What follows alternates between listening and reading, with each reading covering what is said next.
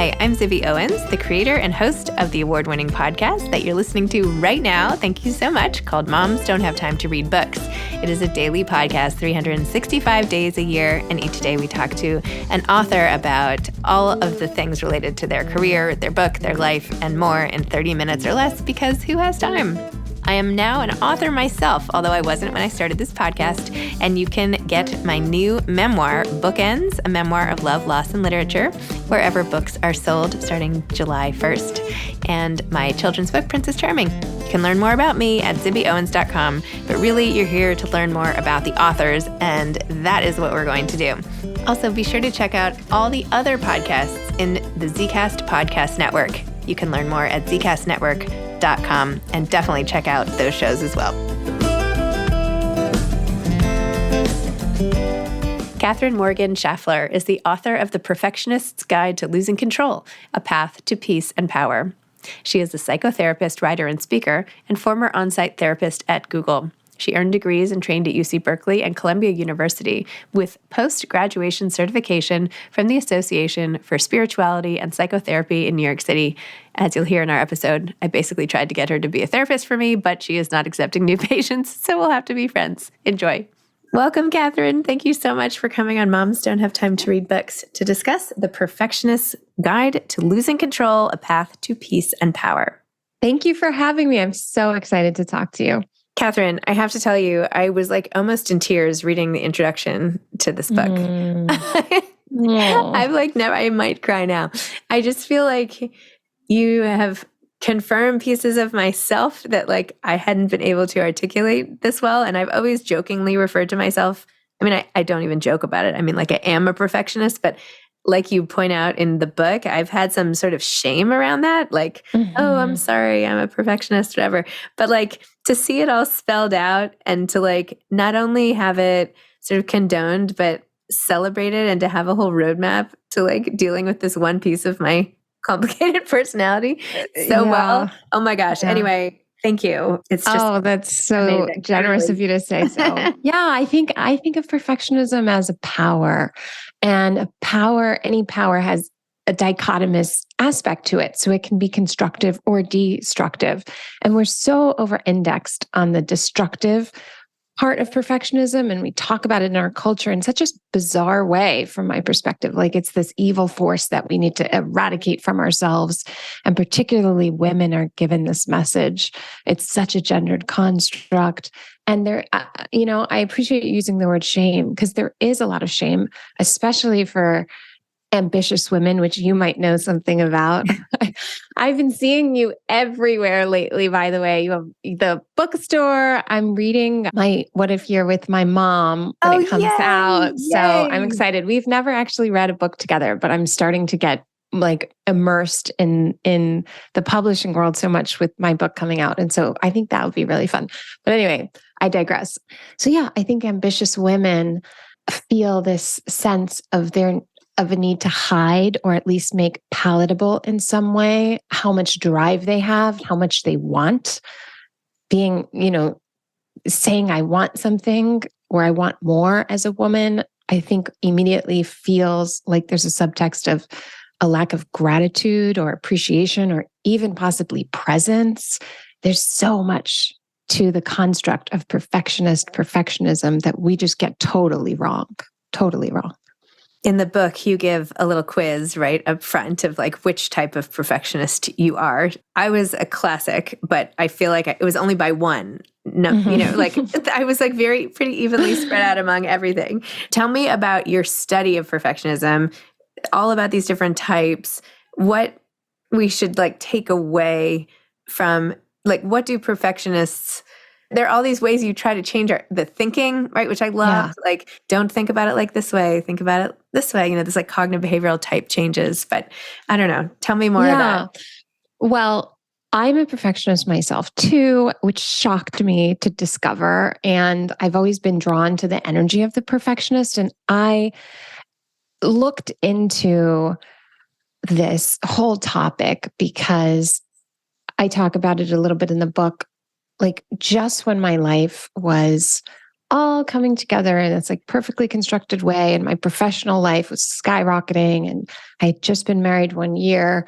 All this stuff happened that just made me lose control of my life. I got really sick. I lost a pregnancy. I had to go into chemotherapy without being able to freeze my eggs. And I just felt like everything got taken away. And I never realized how much I tried to control everything until I had that experience. And it was so surprising to me. And I was like, wait a minute.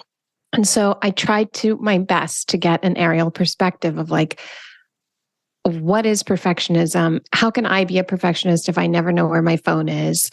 Like, what's going on? And then I realized and noticed all these patterns in my work, and 5 personality patterns emerged.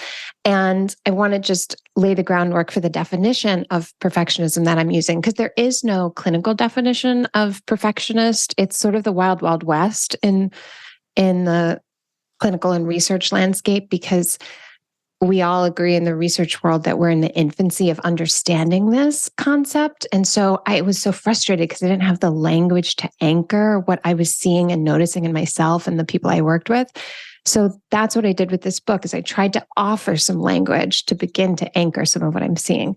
So the 5 types are the classic, right? Which this type of perfectionist each has their pros and cons, highly reliable, adds structure to any situation, can sort of always figure it out. They do what they say they're going to do when they say they're going to do it in the way they said they would do it.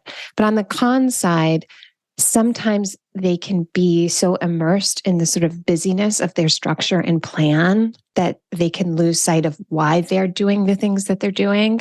And sometimes interpersonally, they can be taken for granted because people just expect them to always do it, whatever that is. And so they don't necessarily, their style of working or connecting may not necessarily engender a sense of collaboration or things that create connection, right? Then there's the intense perfectionist. And this is somebody who's like, you want something done, give it to an intense perfectionist. There's razor sharp focus on achieving the outcome. And it's great.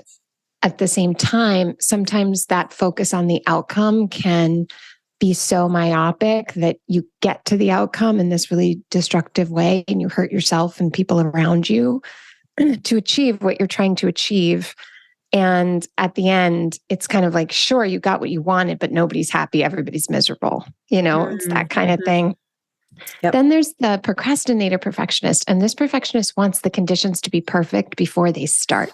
These people are so good at preparing. They're so good at understanding, a 360 angle on everything. And they are not impulsive, right? So these are sort of steady thinkers, yet they have so much anxiety around the beginning of something and they just can't execute when their perfectionism isn't being managed. And on the counterpart to that, there's the messy perfectionists. And these perfectionists are like start happy. They love starting a million things, cast a hugely wide net, are superstar idea generators. But when they meet the tedium of the middle of the process, like they're like, oh, I'm going to start a business about this and it's going to be named that. And this is how my color palette on my Instagram page is going to be. And then it's like, what do you mean I have to file a PLLC? Like, I don't want to do that. And when they encounter the not perfect, not romanticized parts of a process, they just kind of like back away. So if you're not managing that type of perfectionism, you're saying yes to everything and committing to nothing. And it's like playing Jenga, like it's built to fall. And it's really disheartening when it falls because I think you can internalize those messages. Like nobody takes me seriously and I just can't get my stuff together and all of that. And none of that is true. It's just that you need boundaries around your perfectionism. And then the last one is Parisian perfectionists. And this kind of perfectionism is really interesting because it plays out interpersonally. So this is when you want to be perfectly liked and you also want to perfectly like other people, right? So you want an ideal connection and you want that connection maybe at work or with your kids. You want to be the perfect mom, whatever perfect means to you. So that's what's really interesting about perfectionism is it's highly individualized. When I say perfect, I don't mean sort of the culturally sanctioned idea of perfect. It's really nuanced, and that's where it can get tricky. It means like, well, of course it's okay to get frustrated if you're a mom, but the time you get frustrated and the reason you get frustrated and how long you get frustrated and the intensity of your frustration, there's all a map for that in your head. Like you can't be disproportionately frustrated for, some little thing that your kid did, for example. And that's when we get into the trickiness of really being able to identify what's happening, which is that you have a perfect image of what being a mom is. And it's not someone who never gets mad, but it's really specific. And you may or may not be aware of that. And when you deviate from that, same with employees, same with partnerships, same with all those things. Whenever you deviate from this image that you have, if you're not managing your perfectionism, you respond to that deviation with punishment. And if people don't get anything else from this book, I want them to hear that punishment is dumb. It's not a strategy. It doesn't work. And not only does it work, it makes everything worse. Thank you. Like we punish ourselves so much. And what punishment is very different than discipline. And punishment is different. And I spell this out in the Perfectionist's Guide to Losing Control. Punishment's different than taking personal accountability or rehabilitation or allowing natural consequences to unfold. All punishment is laying pain on top of whatever's there. It's a lazy thing to do. It's what most people do when they don't know what else to do because they want to feel responsible or be accountable. And so you're the grand plan is to be really hard on yourself in order to like whip yourself into shape. And you actually just lodge yourself in shame and stuckness when you do that. Very interesting. So let's say someone's listening and all of a sudden they're like, this is me. Although I have to say, after you ran through the types, I'm not even sure which one I am because there are bits and pieces of me in every single category. But anyway, what do we do with this? And I know you outlined a lot of this in the book and ways to sort of live with this better and use it to our advantage and all of that. But okay, I'm a listener and I'm a perfectionist all of a sudden. Obviously, I'm running out and buying your book, The Perfectionist's Guide to Losing Control. But then what? Right. Well, I think you're hearing a little bit of you sprinkled in all these personality profiles because perfectionism is really context dependent and fluid. So I think we all had this experience when we just went home for the holidays. You're a different person if you go home to your family. I don't know about anyone else, but I tend to regress into like my 14-year-old self. And I get into really like classic perfectionist-y kind of ways because there's something soothing about that to me. And some people can be a messy perfectionist at dating. Like they love going on the first, second, third date. Oh my gosh, it's so great. And then you're on the fourth date and, the person says something or does something that really puts you off and you feel like, oh, the whole thing is off. You call it all off. And so this shows up in a lot of different contexts. And I would say the number one thing that you can use as a tool to kind of help you cultivate the power of your perfectionism is self-compassion. And I dedicated a whole chapter to self-compassion because it's one of those words that we just kind of toss around and nobody really knows what it means or what it looks like. And we think of it in this reductive way, like self-compassion is being super nice to yourself, like really, really sweet. And that's not what self-compassion is. Self-compassion is a 3-step resiliency building skill. And it's a skill that you need if you want to progress and grow. Like you can't really move if you don't engage in self-compassion. The best you can hope for is stagnation. So maybe I could just go through those 3 steps and kind of spell those out. This is from Dr. Kristen Neff's framework of self-compassion. And the first step is mindfulness. So again, another word like, what does that even mean? But she extracts her definition of mindfulness from Buddhist thinking. And she means, let's say you experience disappointment. the goal is not to say, like, how can I not feel disappointed anymore? A better question is, what else do I also feel? So if you learn to turn your head just 1 degree to the right and see that you might also feel relieved, that at least now you know whatever it is that you just found out that made you feel disappointed. Or maybe you're curious about this other thing that you forgot about because you've been so immersed in, whatever it is that's making you feel disappointed. Or maybe you feel sensual or excited or playful or tired or whatever. And just beginning to like see that there are lots of colors in your emotional landscape, and disappointment's not the only thing you're experiencing. I think that's why people feel so stuck in those moments, is because we let one emotion just eclipse us like a tidal wave. So mindfulness is one, common humanity is another. And that's just, there's millions, billions of people who have had your exact problem. And it doesn't feel that way when we are having the problem, particularly around problems that are taboo for our culture, like sexual abuse, for example. It feels like this is such an uncommon thing. No one can ever relate to me. Nobody could understand this. And I describe common humanity as like, imagine someone picked you up like one of those claw grabber machines at an arcade and plunked you down in a room full of 50 people who are telling their story of having the exact same problem that you have. And you don't have to talk. You don't have to do anything. You just have to sit there and listen. And immediately that's curative. And nothing's even happening except that you're realizing like, oh, I'm not alone. Mm-hmm. No, we tell people you're not alone all the time, and people tell us. And I think we all register that intellectually, but I don't know. For me, when I'm in those moments, unless I'm hearing someone's story, which is, I think, why storytelling and books are so powerful, you just don't emotionally register it, And so that's common humanity. And then the third component of self-compassion is kindness. And kindness looks like recognizing that you're in pain, and that's hard. And so sometimes we kind of dance around like, oh, I feel disappointed, or this sucks, or I'm having a really hard morning. And we're using all these euphemisms in some ways to detract from acknowledging, like, I am hurting. This is painful.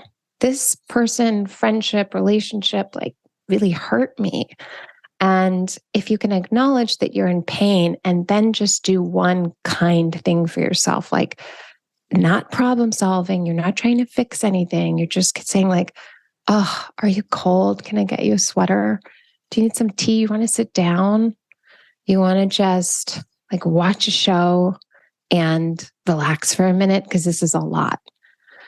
So that's one tool that I present in the book of like the tool of self-compassion. It's much more sophisticated than I think it's advertised in our culture.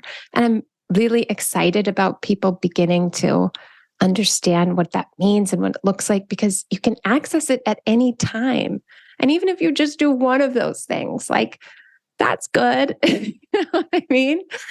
So self-compassion is kind of the salve to punishment. It's like the opposite of punishment is self-compassion. Okay. Wow. Good, amazing resources. When you talked about the hard time in your life, can you tell us a little bit more about that and how it affected your need for control, or just how you got through it emotionally? Yeah. Well, one thing that's really oddly sad about that time is that, and this is what made me realize, like, wow, I'm really operating from a mindset of control instead of a mindset of power, is that I was really calm during that time. And like, it was peaceful to me because I was like, oh, the bad thing that I was always sure was going to happen is happening now. The shoe has dropped and now nothing else bad can happen, which doesn't logically make any sense. But it made me realize how much I was moving through my daily life, just kind of trying to stave off some like impending disaster and just trying to control all the stuff that I had so that I would never lose it. And or on the converse, trying to control all the stuff that I felt close to getting so that I could finally have it.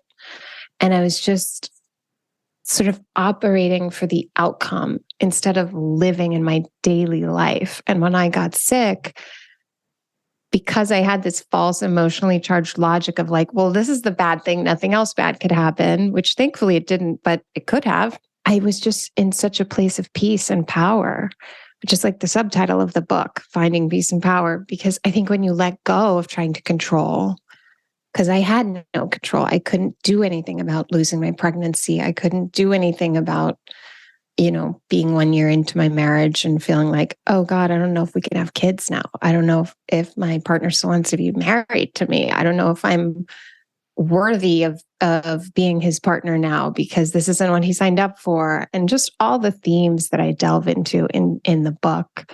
It was like a crash course in all of that. In addition to like the thousands and thousands of hours I've clocked as a psychotherapist, listening to people be really honest about their lives. I mean, I'm always like, why isn't everyone a psychotherapist? Because when you hear people all day long being really honest about what's going on and how they feel about it, you can't not be changed by that, And so being a therapist is also this like mini crash course in growth, because that's what it means to really listen. It's like listening is not taking in information and being able to dictate it back. Listening is being able to be changed by what the other person is saying. And my clients have changed me in the most indelible, beautiful ways. And the curriculum of my life has also helped with that. As it has with everybody. Nothing's unique about my story, really. We all go through periods where we just like free fall, or just lose control. And the things that we thought we were so sure about are like gone, or they're glitching, or something weird is happening. And that's not going to be the last time that happens in my life.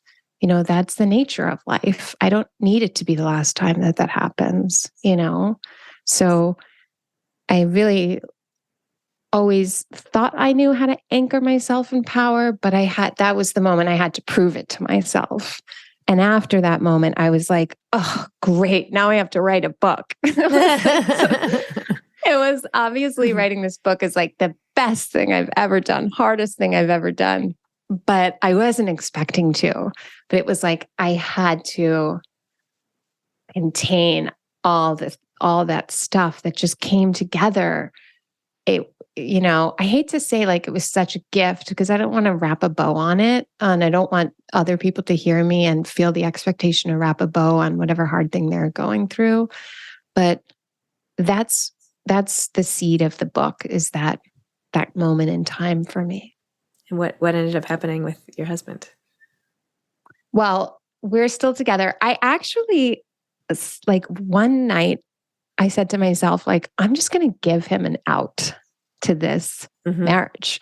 I was like, I'm not going to do it when I'm sad. I'm going to do it when we're both in a good place and we're happy and connected. And I'm just going to tell him something to the extent of like, I love you. I want you to be happy. I know you want kids. I don't know what's going to happen. I know you didn't sign up for this. We're 1 year in, like, it's okay, And I did do that. And he just laughed at me in the most wonderful way. And he was like, I didn't marry you so that we could have kids. I married you so that we could be together. Aww. There are lots of ways to bring kids into our lives. And if we can't figure out any of them, you know what he told me? I don't know if he's going to be mad at me for saying this or not, but he was like, then we could just blow all our money on dumb shit and nobody can be mad at us. Nobody can be mad at us because we'll be so sad. So I was like, okay, that sounds good to me. Oh my God, I love it. Well, that's good. I'm glad he has a sense of humor. That's awesome. Oh my God. Yeah, I needed some comic relief in that moment for sure. Oh my gosh. So great.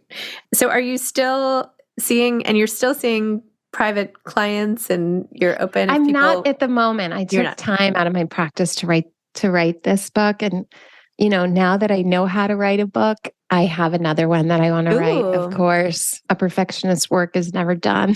Oh, I love it. So I'm excited for that. And I'm just letting this whole process take me to wherever it's going to take me. I love that. Well, that's like an anti-perfectionist thing, isn't it? Just like letting things go. I feel like that's been, or not. Well, I mean, I think it's the adaptive perfectionist. Yeah. Okay. Adaptive perfectionist. Yeah. Mm-hmm. All right. Yeah. I love it.